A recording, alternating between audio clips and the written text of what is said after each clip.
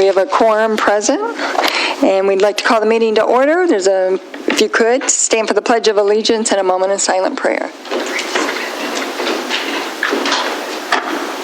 I pledge allegiance to the flag of the United States of America and to the republic for which it stands, one nation, under God, indivisible, with liberty and justice for all. If you remain standing for a moment of silence.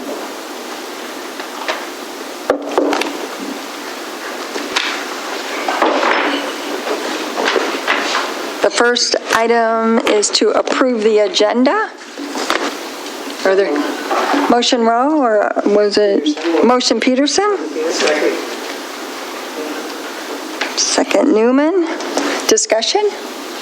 Hearing none, all in favor? Aye. Opposed? Motion carries. We have the consent agenda, which is the minutes of the December 2nd regular meeting, statements and checks, and the treasurer's report. Motion Peterson. Support. Support Eldridge. Questions or comments? Hearing none, all in favor? Aye. Opposed? Motion carries.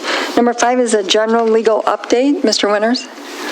Madam Chairperson, I know this is the last meeting of this calendar year, and I normally shorten my attorney report down to 2 hours on the last meeting, so this will be shorter.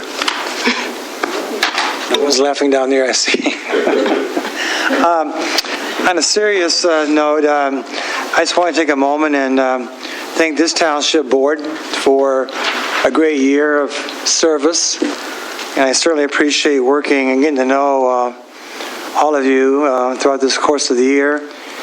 At the same time, I also would like to at least take a moment and just reflect that during the last 40-some-odd years that we have been at the Township's General Council, that I've worked with 5 different supervisors, 6 different Township clerks, 3 Township treasurers, and dozens of trustees. But every board during those 40-plus years, they have to come to terms with what they as a board, they have to come to their own identity as a board as to what does this board going to stand for in the term of office that you're currently holding. And I will say that the one common denominator that I have seen over the last 40-some years is that all those township boards all have one thing in common. And that one common denominator was to always do what was best for McLean Township.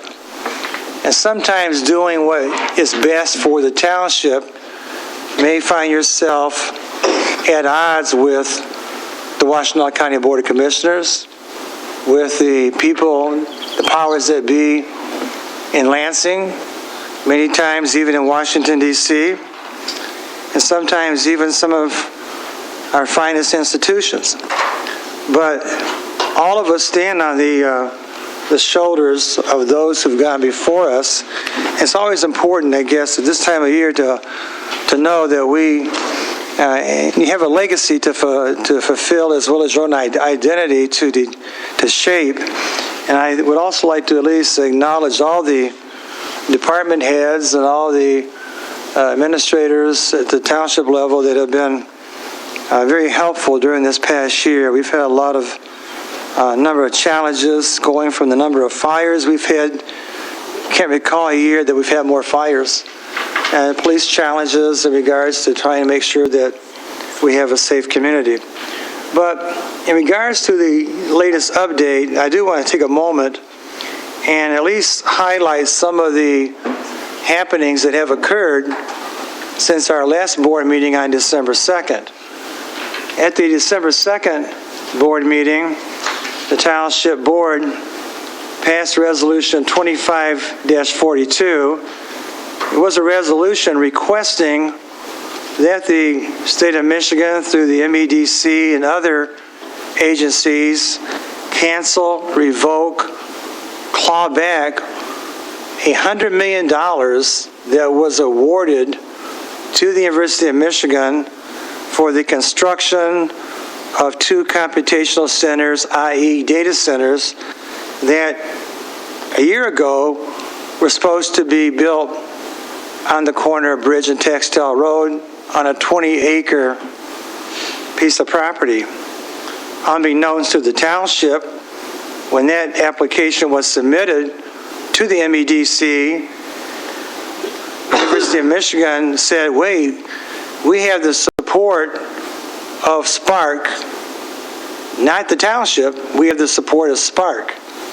And based upon the fact that it was going to be 20 acres, and we had the support of Spark as opposed to the township board, who are the duly elected representatives, for reasons that will probably never be known, at least to most of us, MEDC felt it was in the interest of the state to award U of M a $100 million corporate welfare check, in spite of the fact that you're now seeing hundreds of thousands of Michigan residents go without Medicaid and losing their SNAP benefits. Not to mention that the University of Michigan, I was wrong on the endowment. It's not $20 billion, it's $21.6 billion. And that's a billion with a B. And also they are about the 3rd wealthiest university in this country.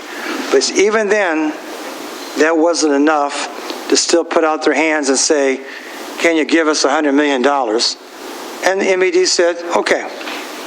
Now, after that, of course, you know what happened. They then quickly moved to purchase an additional 124 acres, separated only by the only means of access into the township's South Hydro Park. And so, in spite of the fact that the township brought to their attention there was a better place to go, that being the American Center for Mobility, which ironically continues to be noted on many TV programs as being the so-called arsenal of democracy, where Henry Ford built the bomber plant, had over 40,000 workers, produced a B-24 bomber at the rate of 1 per hour, even though that property was prime, ready for redevelopment, and this is where the next wave of development should go to truly protect the national interests. They have steadfastly refused to go. Won't even allow us to sit down and participate in those conversations in a way that would be meaningful and, in my opinion, very helpful to find that pathway to allow them to achieve that purpose of going ahead and locating on that property that's been cleaned up. And keep in mind, that property was part of the General Motors bankruptcy, and hundreds of millions of dollars went into that property to get it site ready for redevelopment. But as it turned out, no one was listening to us then, and but for Jimmy Wilson, our state representative, I'm not so sure they would be listening to us right now, because as a result of our resolution, State Representative Jimmy Wilson did introduce House Bill 5242 in the week of December 9th, also requesting that the House Appropriations Committee claw back, cancel, revoke that $100 million. And that's when the great spin machine went into overdrive in Ann Arbor in regards to what this could possibly do if that clawback takes place. Now keep in mind, at the time they got the $100 million, it was going to go to the corner of Bridge and Textile. 6 months later, well, we'll go over to the 144 acres. Now they've issued a press release in response to the $100 million appropriation cancellation request by State Rep Wilson, in which they're saying this now. They're saying the university is evaluating 2 potential sites in Ypsilanti Township and, quote, other potential sites in southeast Michigan. The final site location which has not been determined, will be a joint decision between U of M and the Los Alamos National Laboratory. So now they're saying, well, we are looking at other sites outside of the township, somewhere in southeast Michigan. We can't tell you where. We're not going to tell you where. But if and when that time comes, that decision is made, you're not going to be involved in that decision. That's going to be a decision made solely by U of M and Los Alamos. Even though you have your hand out for a $100 million check, you have absolutely no right, Michigan, MEDC, Township Board, anybody else, to have a say-so as to where you should go. Then we get another letter this week, not to mention additional different comments and maybe even comments that could be considered as being warnings or threats even. We now get a letter from the president of the university, dated December 12th, saying as follows. This is addressed to Congresswoman Dingell. We also want to directly address the concern that the university has not met with township officials. Beginning in November 2024 and over the past year, representatives from U of M have held numerous meetings and briefings with the township supervisor, trustees, and legal counsel.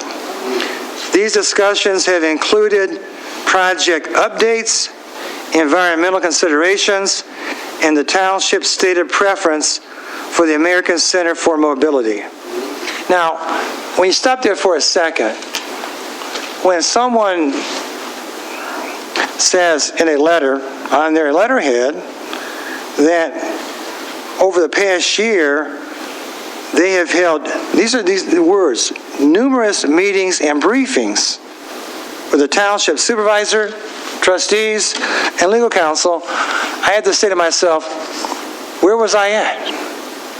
Where was I?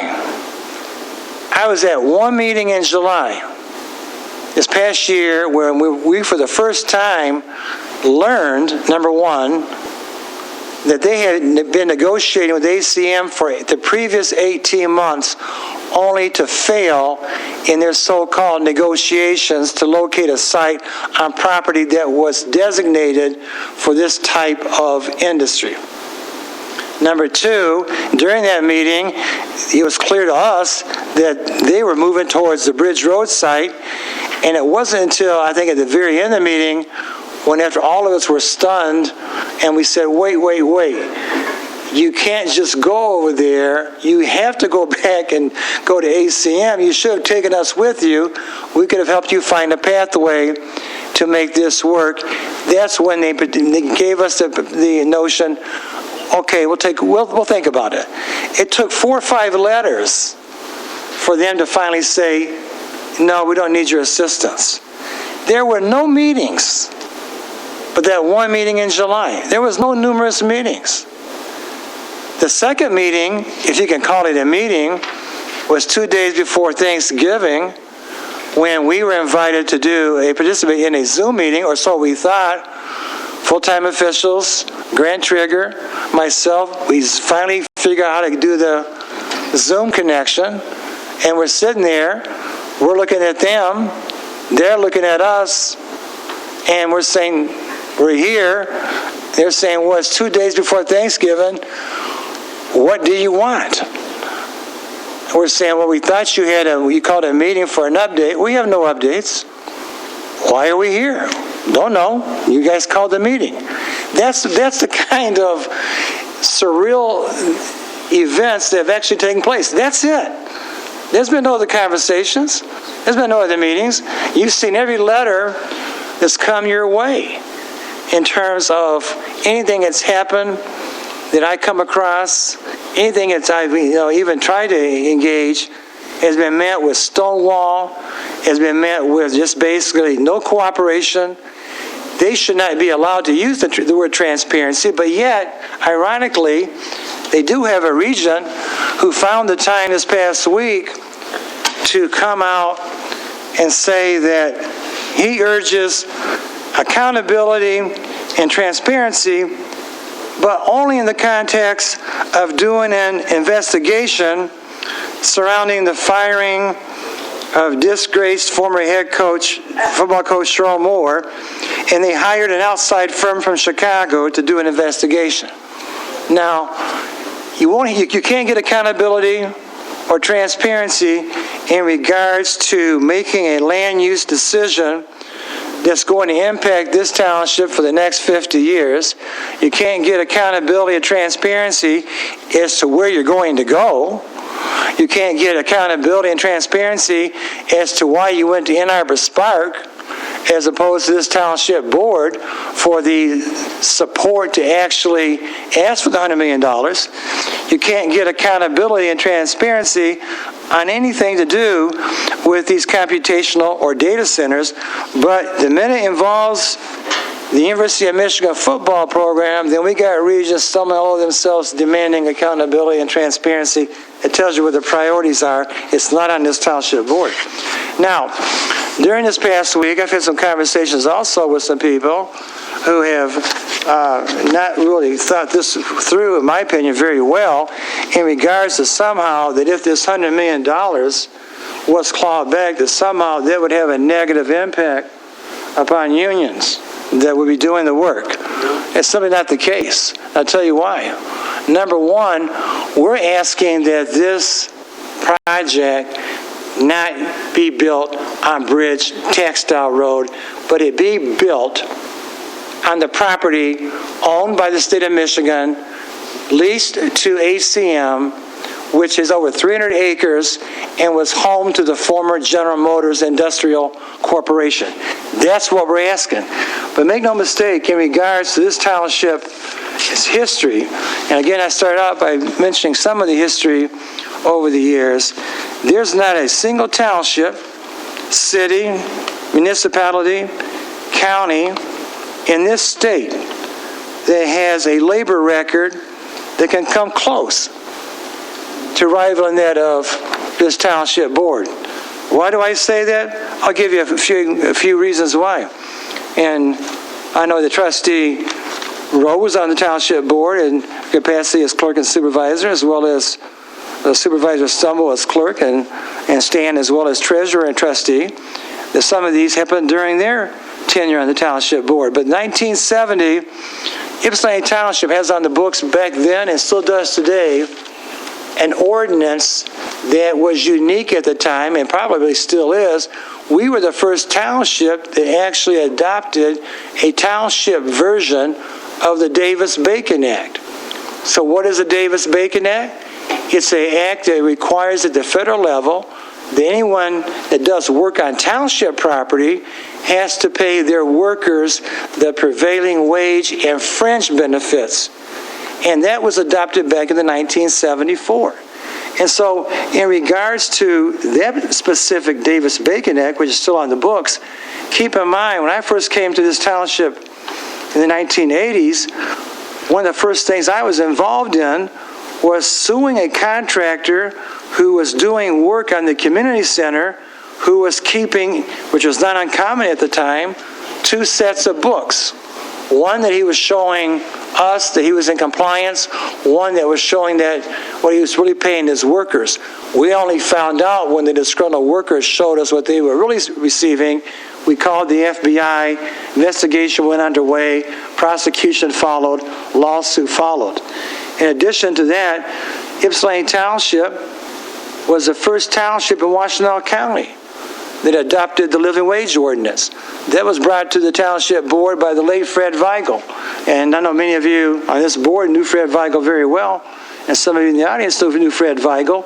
We were the first ones that adopted the countywide, at their request, a living wage ordinance that pays those individuals who work for vendors or contractors that do business with the township a living wage. Ypsilanti Township was the first township in this state that granted, at that time I believe it was General Motors, an Act 198 tax abatement that granted them significant tax reductions for investing in personal and real property in exchange for creating and preserving thousands of jobs. Unfortunately, as time went on and those tax abatements continued to be granted, there came a time when General Motors reneged on that agreement. The Township Board sued General Motors, and then while we were successful in the Circuit Court, not so successful in the Supreme Court, but it did result in the Michigan Legislature changing the law governing tax abatements that now allows townships who grant those abatements to include clawback provisions in those agreements. In addition to that, this township owns a significant amount of property of itself. We actually donated all that property where the district library is currently located. In exchange for that property being conveyed to this district library, we required they enter into what was called, or is called, a CUB agreement, a Community Unity Board agreement, which even though the contractor may have been a non-union contractor, by signing a CUB agreement, he became a union contractor for that duration of that project, and the township has used CUB agreements over and over the years. So there's no mistake in regards to what the township's intent is in regards to the $100 million request for a clawback. We're not being included, we're being excluded. We're not seeing transparency, we're seeing shrouded secrecy, non-disclosure agreements. We're seeing all these roadblocks put in our way. We're seeing the public spin from the PR departments coming out of the University of Michigan saying, well, we met with you guys numerous times. Not true. And they're now saying, well, we'll make a final decision because we don't know where we're going to go. When it does come time for that decision to be made, even though we'll take your money, you're not part of that decision-making process because normally communities are not involved in a private real estate transaction. This is anything but a private real estate transaction. This is a transaction that involves property owned by the state of Michigan that makes it public. We're the host community.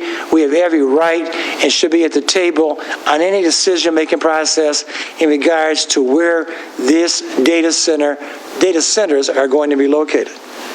So at this point in time, do not be misled by any of these PR spins. The township continues to update all of you in a very forthright position. I wish we did have these numerous project updates and environmental considerations, especially given the fact that the property on Bridge Road, where they want to go with a substation, and they're going to build a brand new substation over there. It's going to result in the disturbance of the habitat that lives there for centuries, as well as the wooded species that's been there, as well as the closeness to the proximity to the Huron River, not to mention the fact that it's also near a hydro power station, not to also mention that Los Alamos, by virtue of the type of work that they do perform, is also considered to be a high value target, and they should be in an area where it's more protected than being here on the banks of the Huron River by our power station. So I just want to take a moment to, number one, again, thank the board for their support this year and working with all of you. I really do respect all of you on the board. I try my best to keep you fully engaged and updated. At the same time, don't give up the fight in regards to these issues, because every comments that I've read, everything that I've heard, everything I continue to read from other people outside the area, 1,000% support the township in its quest to at least make sure that these data centers, if they're going to be built, are not built on the corner of Bridge and Textile Road, and not have an ugly substation being in one of the major arteries coming into our township. So that will conclude my report for this evening for 2016. And if you have any questions, I'll try and answer those at some point in time now or later on in the meeting. Questions or comments? And we did meet with DTE Yes, we did. in the last 2 weeks as well to garner understanding. Well, the meeting seemed to focus a lot on what was going on in Saline as well as what's going on with the hyper data centers right now. I'm not sure I have any more to add beyond the fact that obviously DTE is a major, they're like the Wizard of Oz. They're the person standing behind the curtain, pulling all the levers, opening the curtains. And there's a lot of power. The power grid is going to be expanded. I'm not sure how this is going to look in the years ahead, but we did have a meeting with them. But again, the people that really should be in the room should be the University of Michigan and Los Alamos and people from Lansing. That's who should be in the room.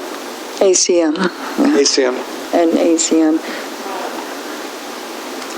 Okay. Clerk Swanson? So I guess I just had to double check my understanding of numerous because I have been in 3 meetings, and numerous, according to the dictionary, says great in number, many, so I don't know that I would consider 3 that.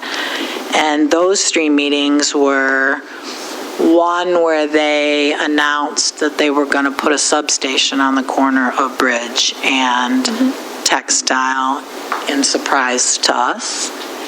And then the second one was the one that we were all in a group where they brought some fake design boards where they were showing, oh, well, it could be this, or maybe it would look like this. There was no designs. Our planner was asking specific questions about things that they couldn't answer. That's also where they made the announcement that they'd been working with ACM for 18 months, to also our surprise, because we didn't know that.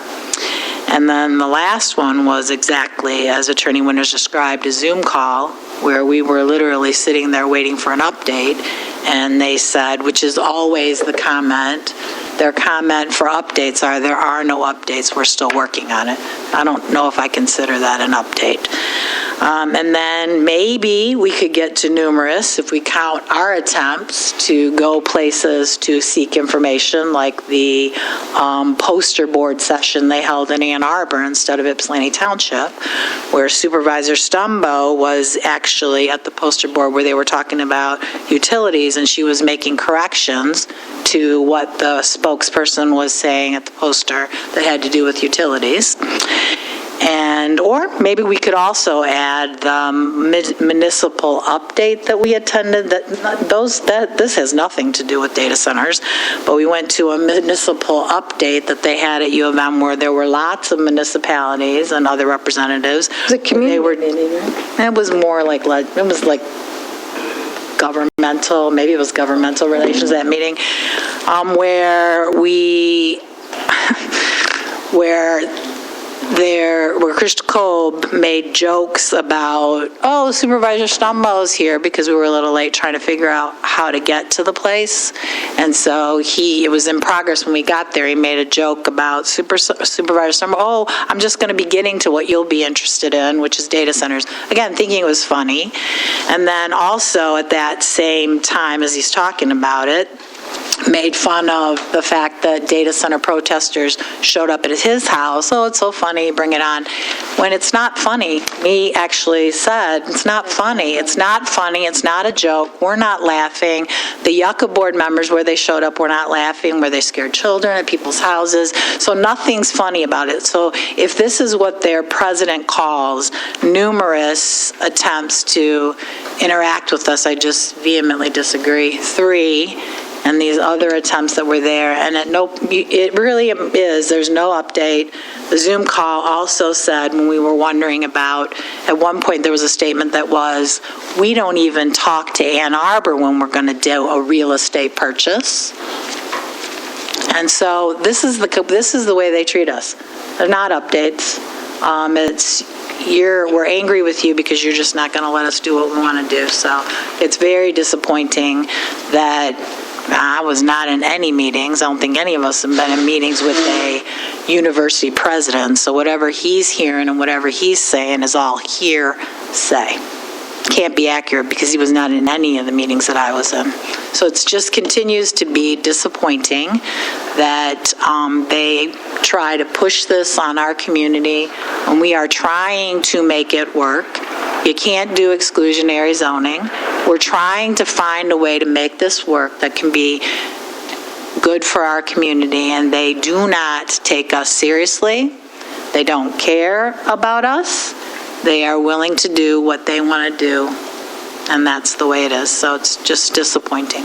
We will continue to work hard to try to take care of things, but at this point, the university is digging in and just really, it's just disrespectful.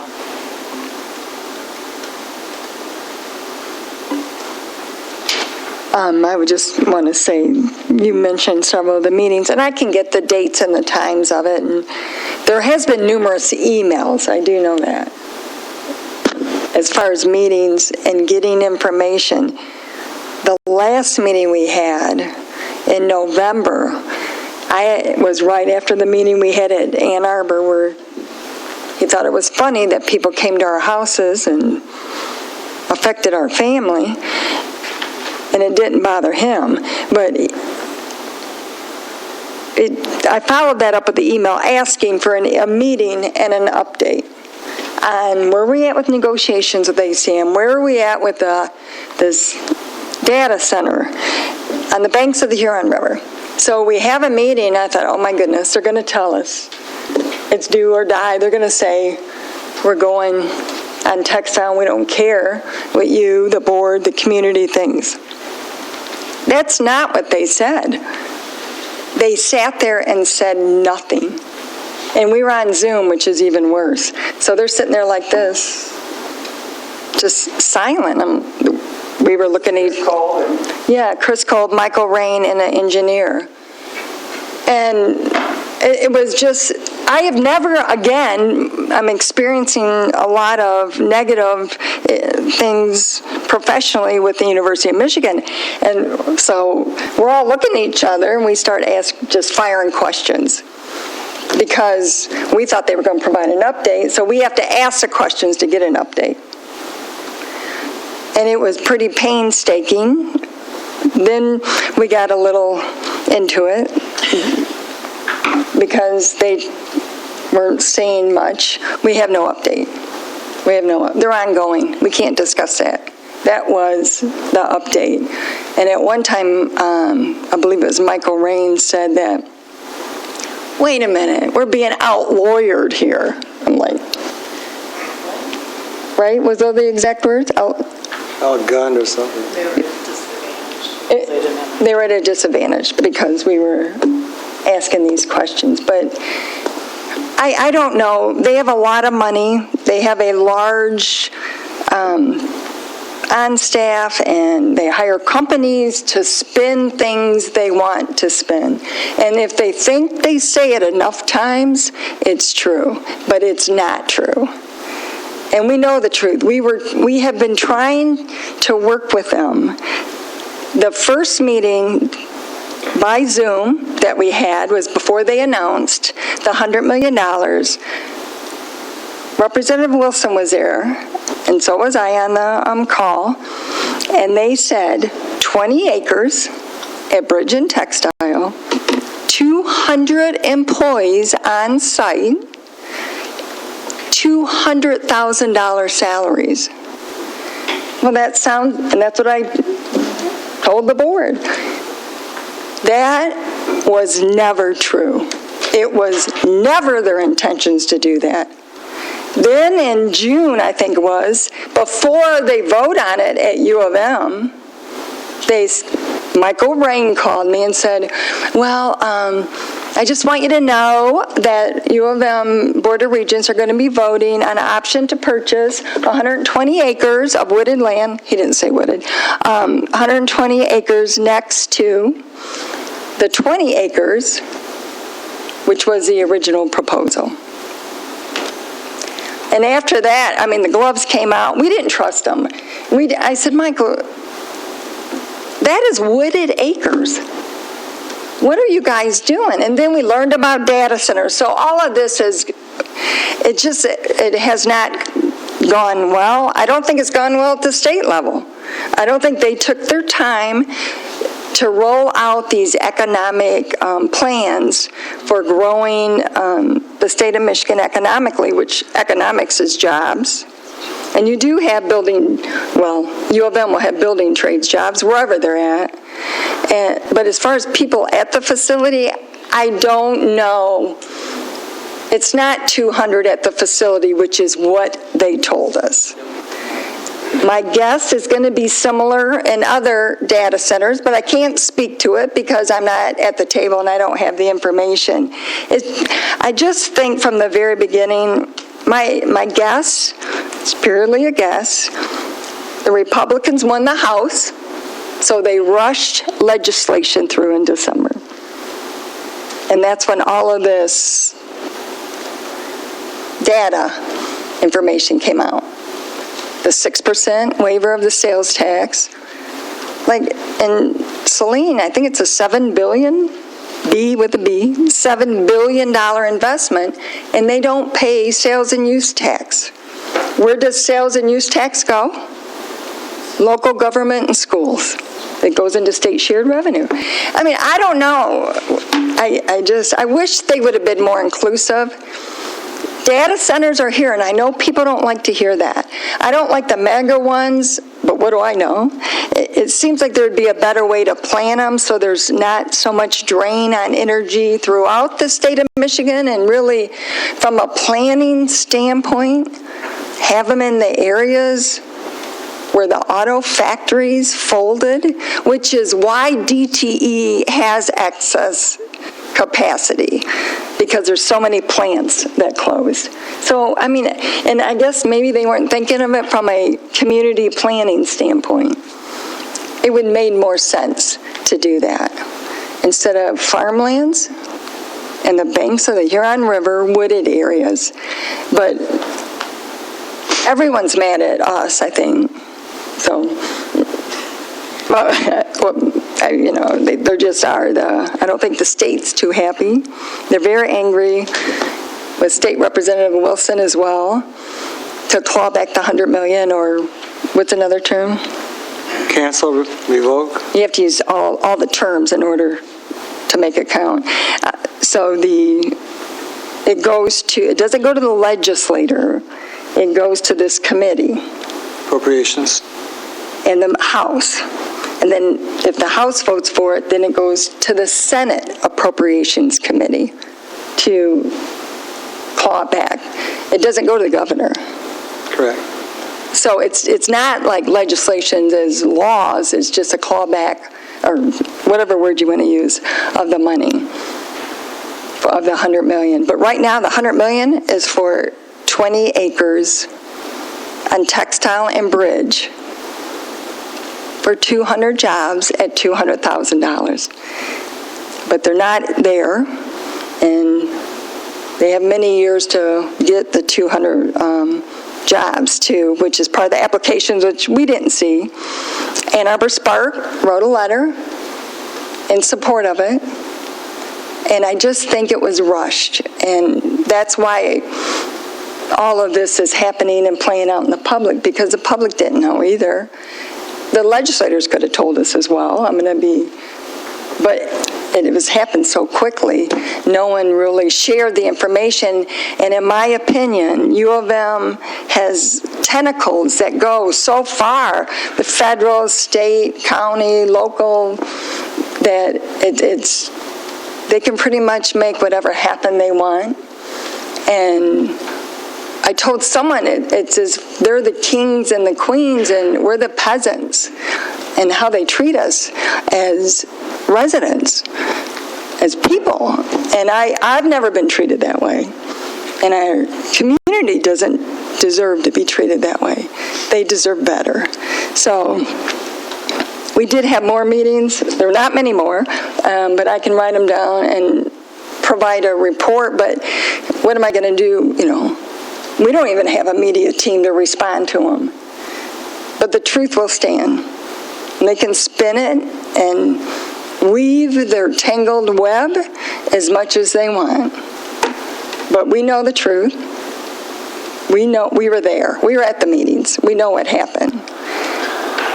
And nothing happened. And it started with a lie. On 20 acres, 200 jobs on site, $200,000 jobs.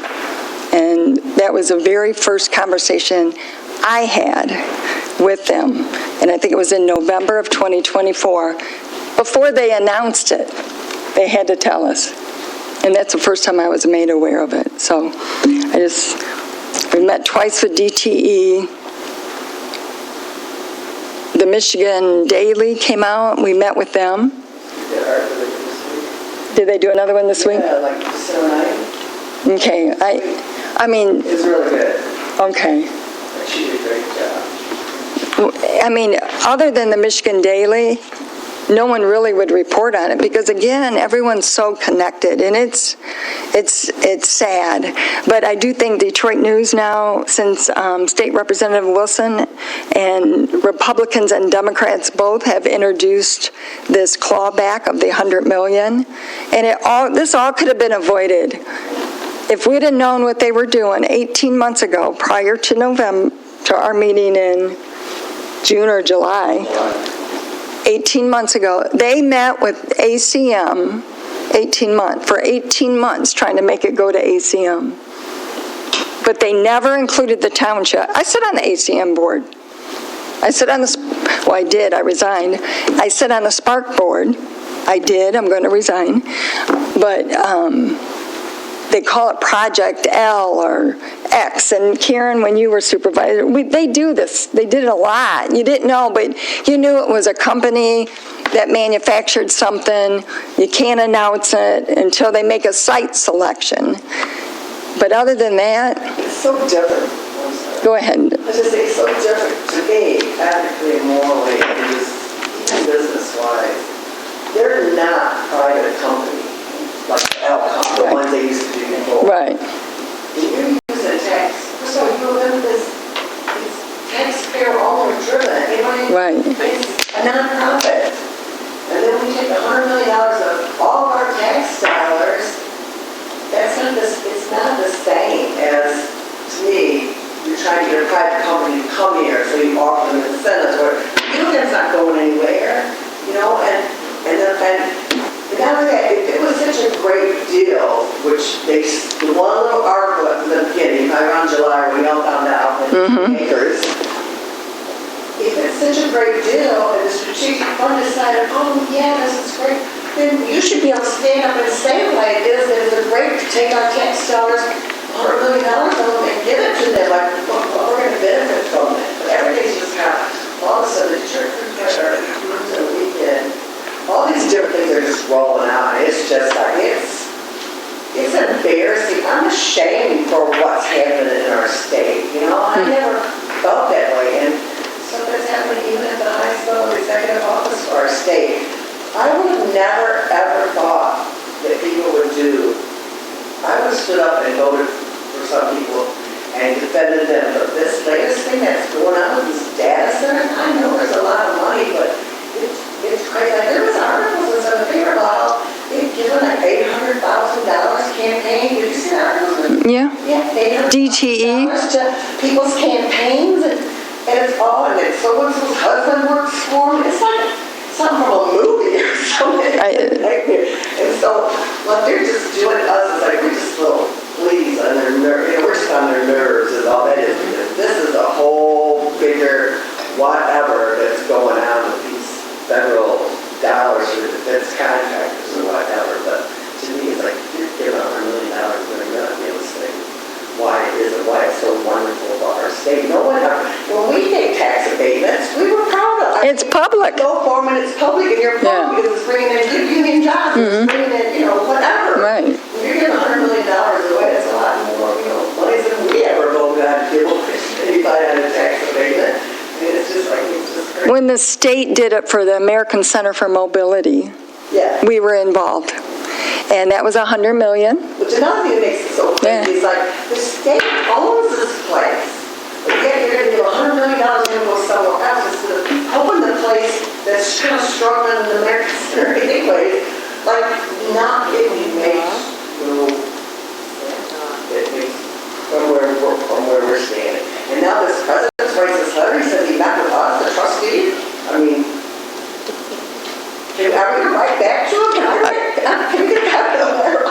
Of course, we just got the letter But I today. have never in my life met with anybody from over there, so I don't know that. I would love to meet with him. I'm gonna take that you're being a truthful, honest man, but so whoever's telling you this, you need to double check this, because this is just so like out there. But you can meet and say nothing, right? And that's what they, So that's the same. that's a whole nother, conversation. It's just a violation of public trust.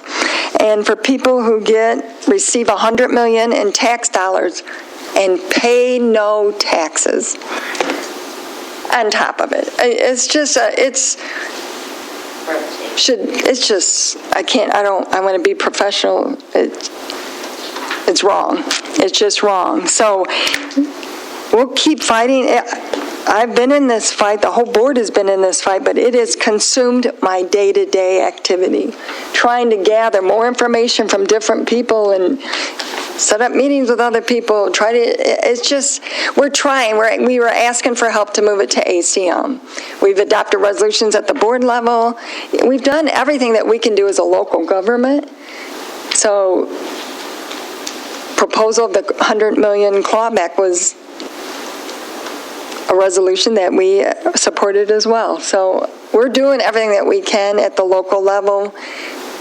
And there's just, Celine kind of took over us too, don't you think? I mean, Celine jumped ahead because they're in the paper more and, went around the public service. They're like 1,000 acres, right? 1,000 acres, yeah. No water and sewer there either, so it's crazy from a planning standpoint, but they're always in the light, and then you can see now on TV other communities that have it, and they don't even mention the University of Michigan and Ypsi Township and what's happening here. It's never, ever mentioned. Yeah. Howell. One up north. Yeah. Yeah, I mean, but they never mention ours, and we were the first. I just want to ask why. I mean, because I figure you hear all of these articles or segments about different places. I'm like, why haven't we heard about us? Why haven't Ypsilanti Township? Why hasn't Ypsilanti Township received any attention? The same as Saline and now Southfield, and how it's kind of mind-boggling. Well, the University of Michigan doesn't have to file a site plan. They don't have to come to Ypsi Township for any approvals whatsoever. And all the other ones do. So that could be one of the parts of the news article that Ypsilanti, would explain that we're being bullied by U of M, which doesn't have to do anything. To me, the negative press would not serve them well. I think. I do not think they care. Okay. And there is no negative press because there's no press other than the Michigan Daily. Yeah. Which came out of their own student organization. They had, at least 100 employees that came and said, don't trust University of Michigan. I was mortified when I heard these comments. When I called to tell them that, it's just a few. Just a few employees, but I'm guessing that their employees that are not high level, 300,000 or above, are probably treated similar to the way we are, and the way our residents are, and the way the public is. So, I don't know if it'll change, it probably won't, but we're not going to stop fighting. And we'll provide updates, and Doug, your letters, what they haven't acknowledged is the several letters and resolutions that have been sent to them. The president did not recognize that. So if people would just go back and read the very beginning where we said, we understand you're coming here, we just don't want you to go on that land, we want you to go to ACM. I don't think that's too much to request, but yet again, it's never in the newspaper, and even the president didn't even acknowledge it, who's the interim president, by the way. But, all right, let's get on with the agenda.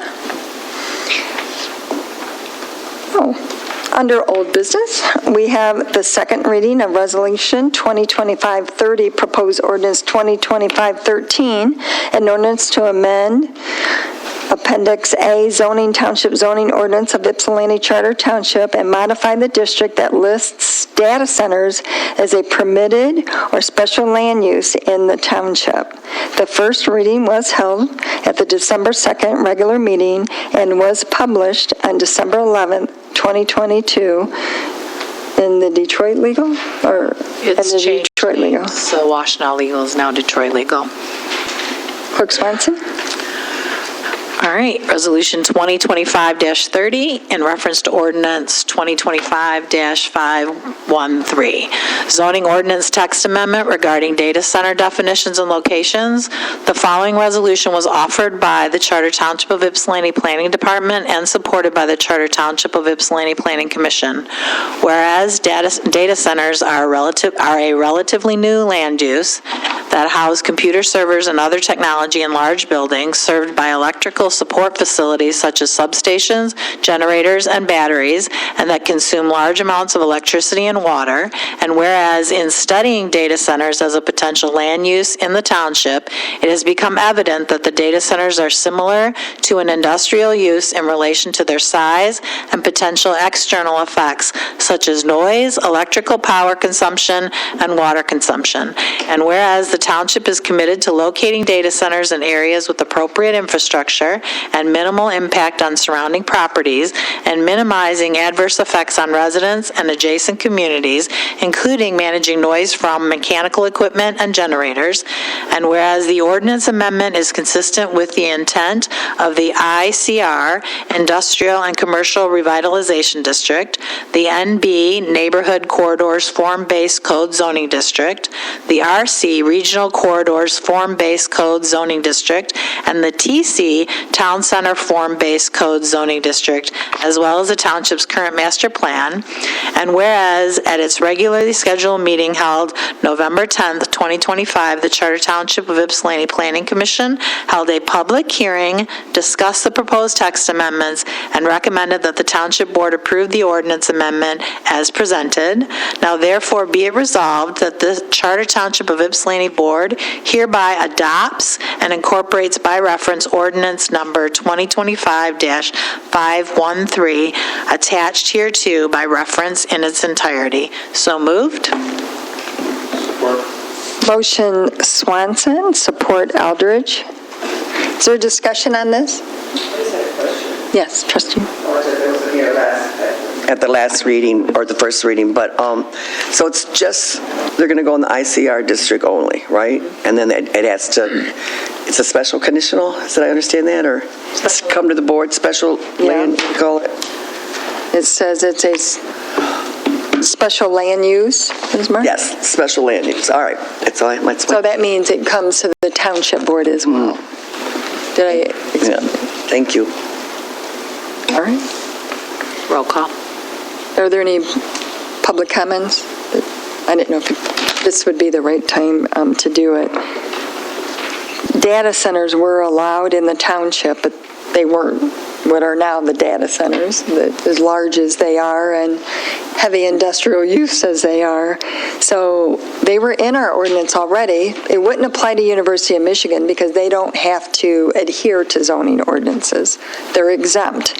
But this, like Trustee Rose said, it puts it in over to the district where the General Motors, the former General Motors plant was actually demolished in that area. So if you'd like to go to the microphone.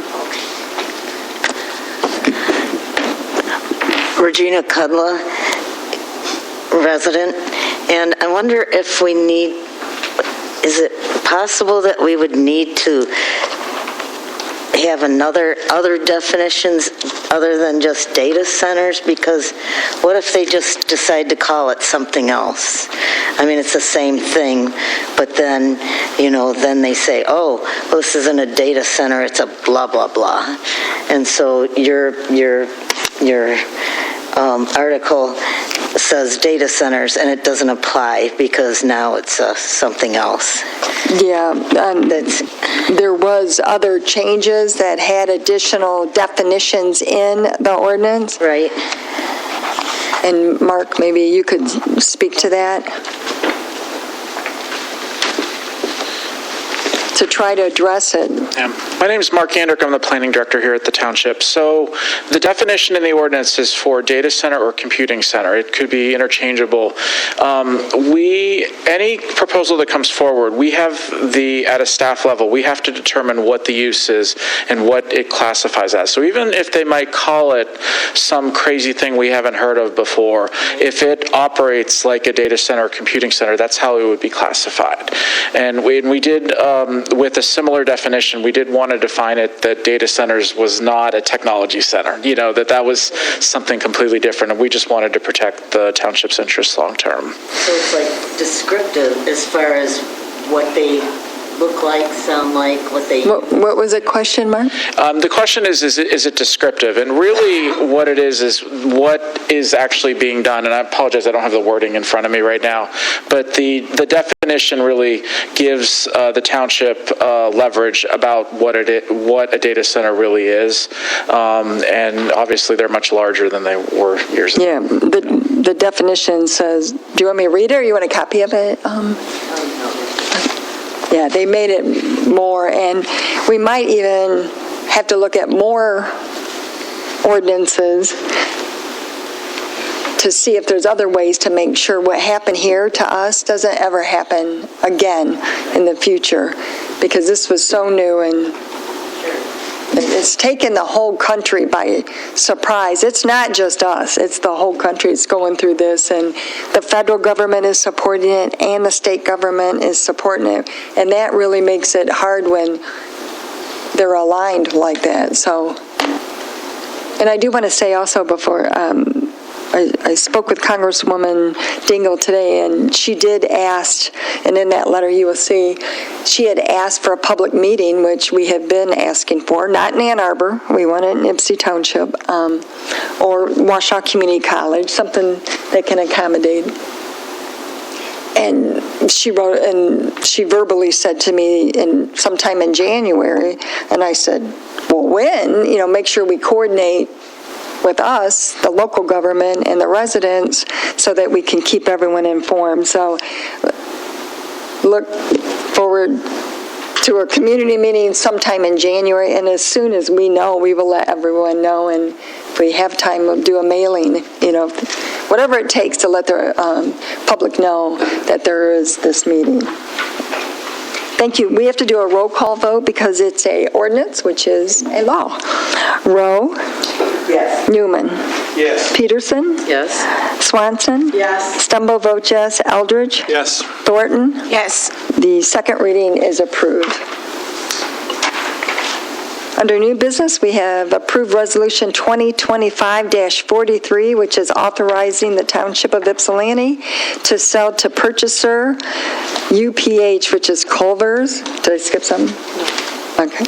Ypsilanti Property LLC, a vacant parcel. Clerk Swanson? Oh. You want to read it? Clerk Swanson.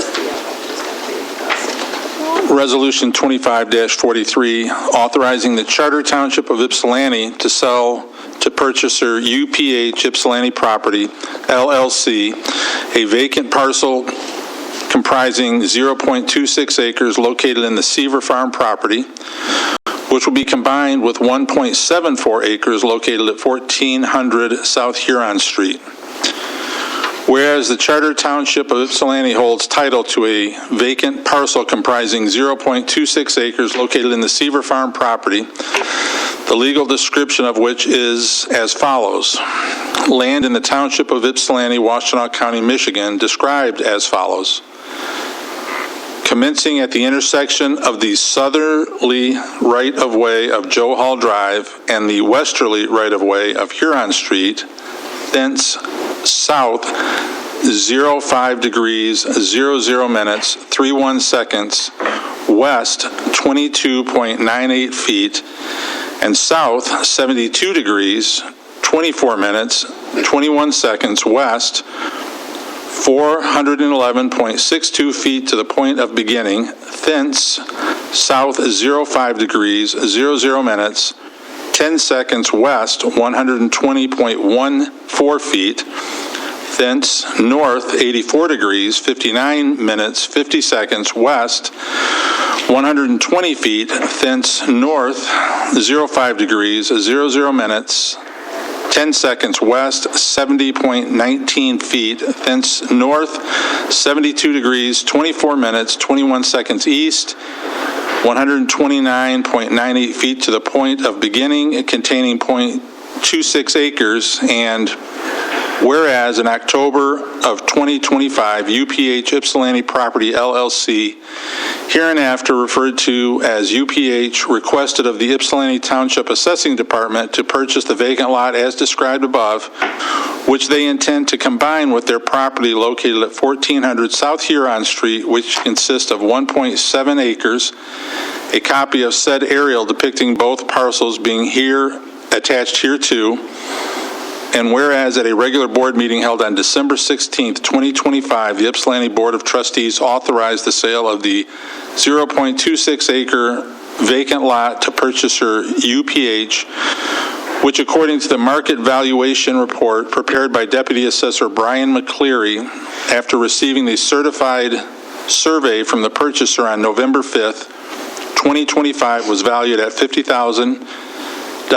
And whereas on the 9th of December 2025, purchaser UPH by and through its member, Charles Paisley, signed the proposed purchase agreement, a copy of which is attached hereto and incorporated by reference, in which they will remit to the township the sum of $50,000 in accordance with the market valuation report. Now, therefore, the Ypsilanti Charter Township Board of Trustees hereby resolves as follows. Number one, that the Township Board accepts the purchase offer submitted hereto and authorizes the execution of purchase agreement by Supervisor Brenda L. Stumbo and Clerk Deborah A. Swanson. Number two, that the Township authorizes Supervisor Stumbo and Clerk Swanson to execute all documents required by Cicelo Title to effectuate the transfer of the 0.26 acre parcel to purchaser UPH once a closing date has been scheduled. Number three, that a certified copy of this resolution be forwarded to Cicelo Title as set forth in paragraph 23 of the purchase agreement. I would so move. Motion Eldridge, Support, Pete. Go ahead. support Thornton. Questions or comments? Mr. Winters, did you? Just as a side note, back when Charles Paisley and Culvers purchased the 3.74 acres, that took the property line down to where the Joe Hall Drive is adjacent to. At that time, 2 acres was required to be set aside for culverts under the form-based zoning requirements. The 1.74, in order to be developed, needed the additional 0.26. So Brian McCleary, along with the full-time officials, the development team, we all met, and the 0.26 is shown on the aerial map as to where it's located. That will then be combined, and in turn will then be sold by Mr. Paisley to a credit union that will be located next to the Culvers. So you'll have the Aldi's, Culvers, and a credit union on that, on the entire frontage there on Whitaker Road, South Huron Road. And that completes that, the frontage. And of course, we have the remaining 4 acres behind there to the west that's available. And of course, the 24 acres still undeveloped to the south of Brinker Way. So it's great to see that accomplished during this past year. And I do know that Culver's opened their store in Novi last week, and according to their team, they're going to proceed full blast here as the weather allows them, with the Culver's being constructed in the next 4 to 6 months. Thank you. Questions or comments?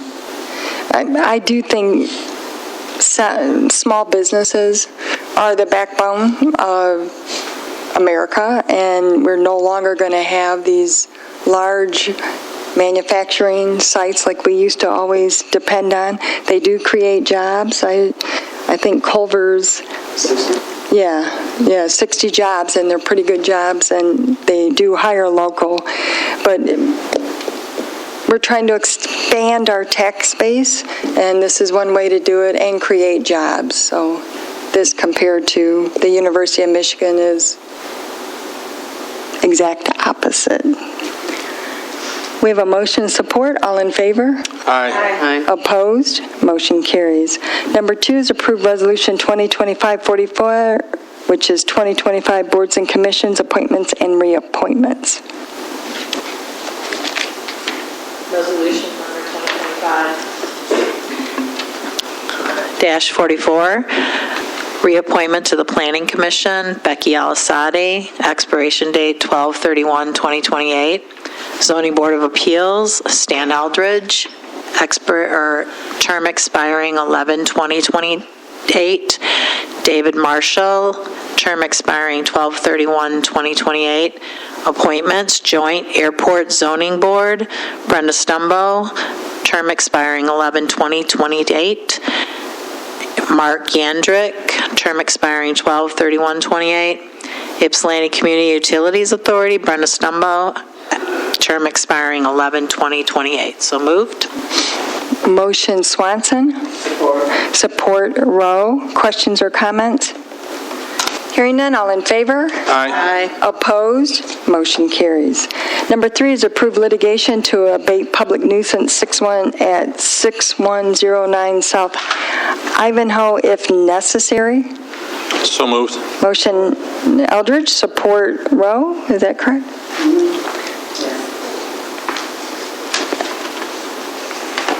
The information's in the packet. If it's necessary to do so.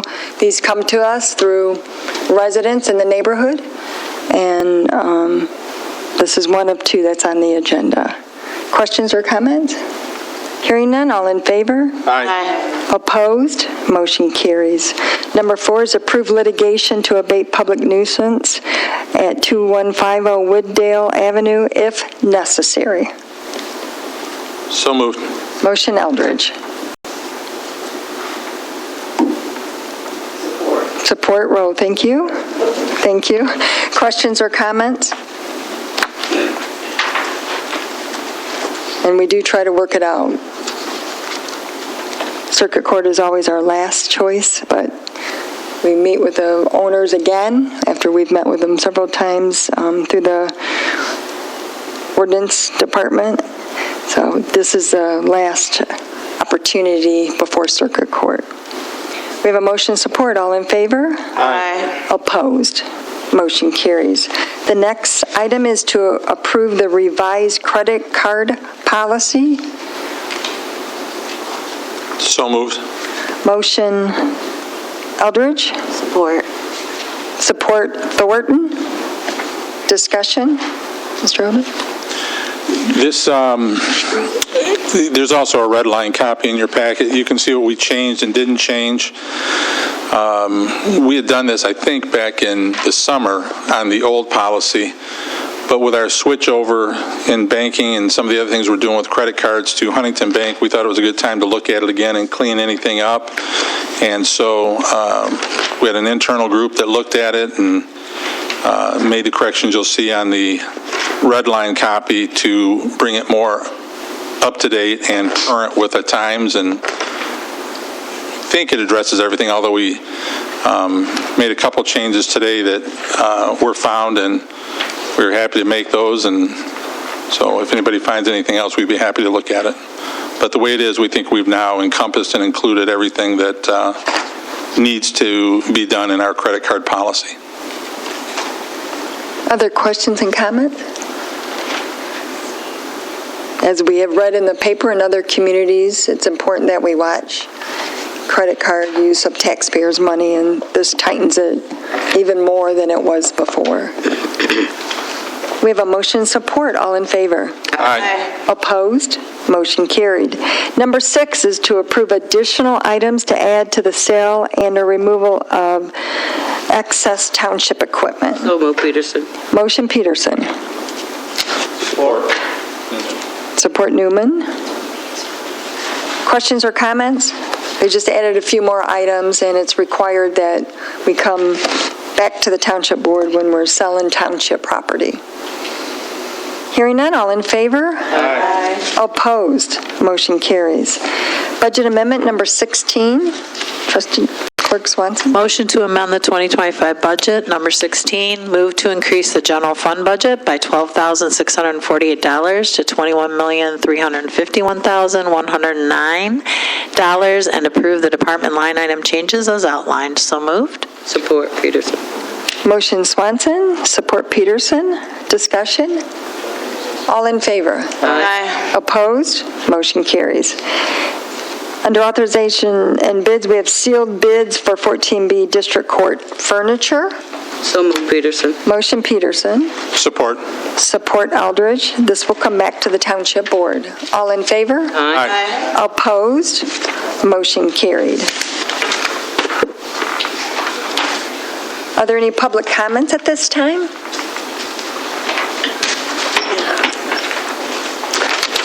Sure, Tad Weiser from North Miami. Just wanted to speak for a minute about, appreciate all the comments about which is insulting behavior, it feels like, by the University of Michigan to our township here. And it's not all over. Who knows what else is going to be happening. There's not a consensus in the local labor movement at this point about, in general, how to deal with the bigger issue of data centers. But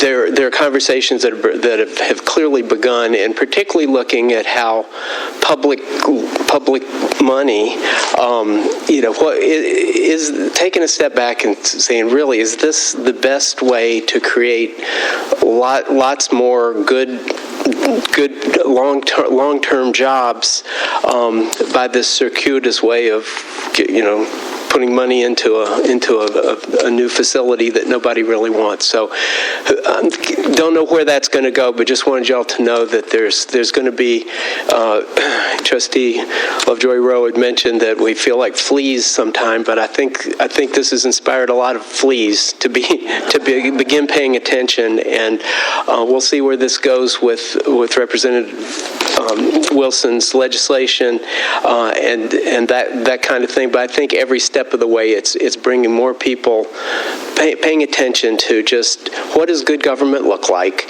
and how do we collectively, not just have to roll over when things like this happen, and send a signal that just because it's a very large university with a large federal government and some state government support, it's not done until it's done, and regular people do, still in this country have a say. So thank you all for your continued support there, and you're not alone.